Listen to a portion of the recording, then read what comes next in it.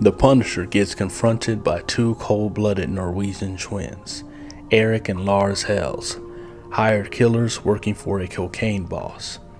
They came to kill Frank Castle. Instead, he sends them straight to hell, using one of the most savage, efficient gun disarms ever seen in comics.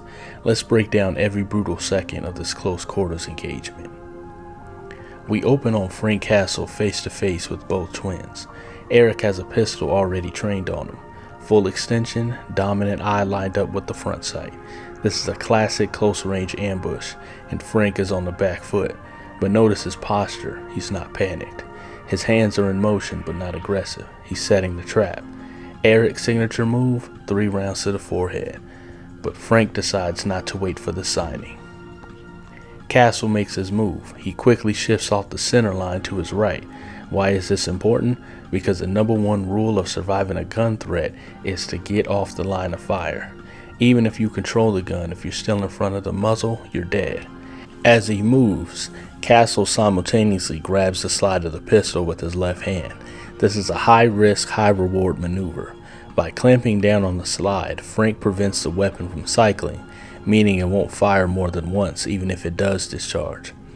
Now here's where it gets savage. The Punisher twists the weapon back and downward toward Eric, but Eric's finger is still inside the trigger guard. As the weapon is wrenched, that finger doesn't move. The trigger guard becomes a vice, snapping Eric's finger instantly. This does 2 brutal things to Eric: instant mechanical disablement and neurological shock. His trigger finger is useless now. There's no way he can fire another shot even if he regains control.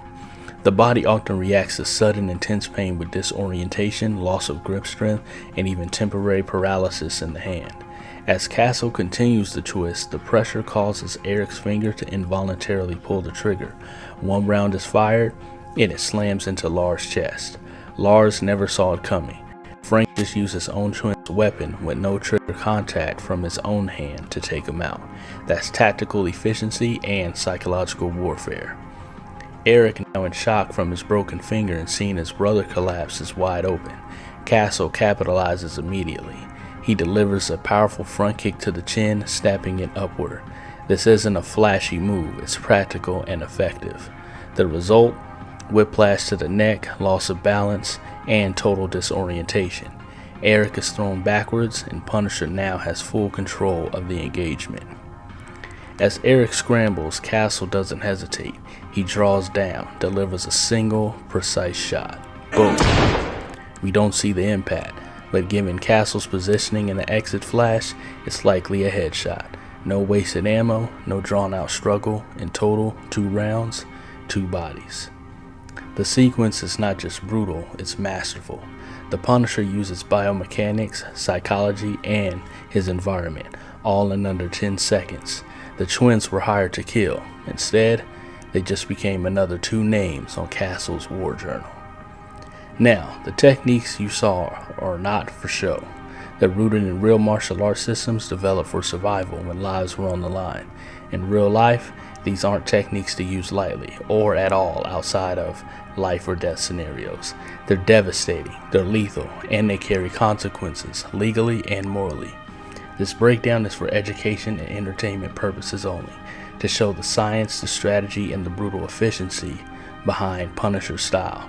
Do not attempt these moves at home in training without professional supervision or outside of a serious structured martial arts setting. If you enjoyed this breakdown, make sure to punch the like button, share the video and your thoughts in the comment section, and let me know if you'd like to see more martial art breakdowns. Lastly, if you haven't already, please subscribe, and remember, respect the arts, respect the danger. Train smart and stay safe. The Punisher Mythos is out.